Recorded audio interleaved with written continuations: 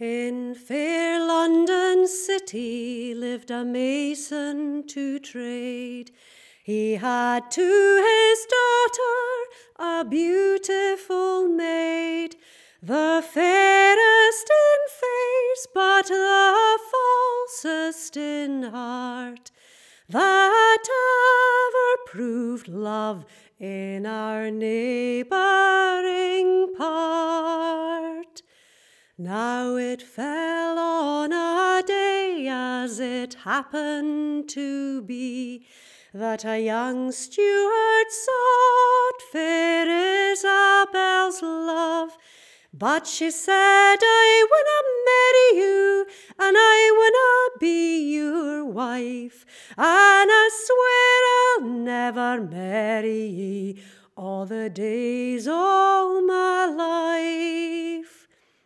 But that would not satisfy his longing design. He was pleased to entreat her wi' abundance o' wine, wi' as much wine as did put her to sleep, till some time in the night to her bed he did creep. For 2 or 3 hours in his arms she remained, until she received her right senses again. She went fae his arms, in a passion she flew, saying, am I ordained to be ruined by you?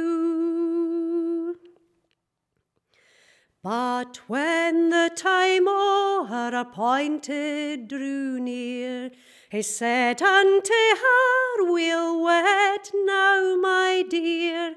But she said, I'm no wee bairn, and I winna be your wife, and I swear I'll never marry ye all the days o' my life.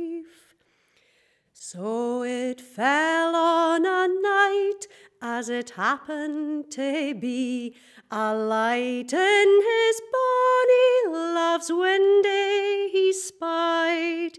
He stood a while to listen, while the window she drew, and something in her apron in the draw-well she threw.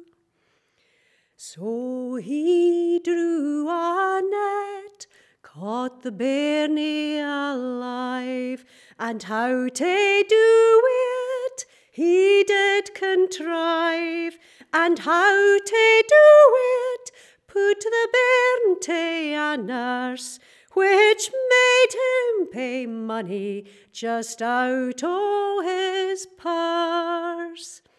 But little did fair Isabel's mistress know the pain and the anguish she did undergo. But in 2 or 3 hours she grew healthy and well, and still he bore kindness to his bonny Isabel.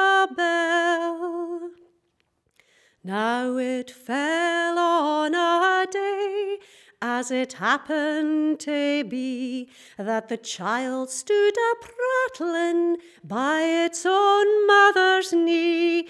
She opened her mouth, and she said wi' amaze, sic a beautiful bairn I saw ne'er o' my days. Now it fell on a day, as they walked in the fields, he said unto her, cheer up and be glad, cheer up and be glad, for yon bairnie's your ain, and your innocent murder shall never be known. Oh, nothing she spake, oh, nothing at all. But she went to the house where the bairnie did dwell.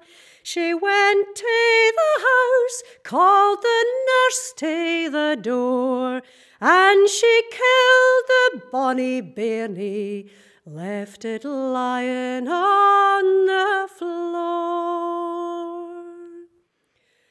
So up she was taken and suffered likewise, made the tears just like fountains run down from his eyes, for he loved the mother weel and the bairn for her sake. And now his poor heart is just ready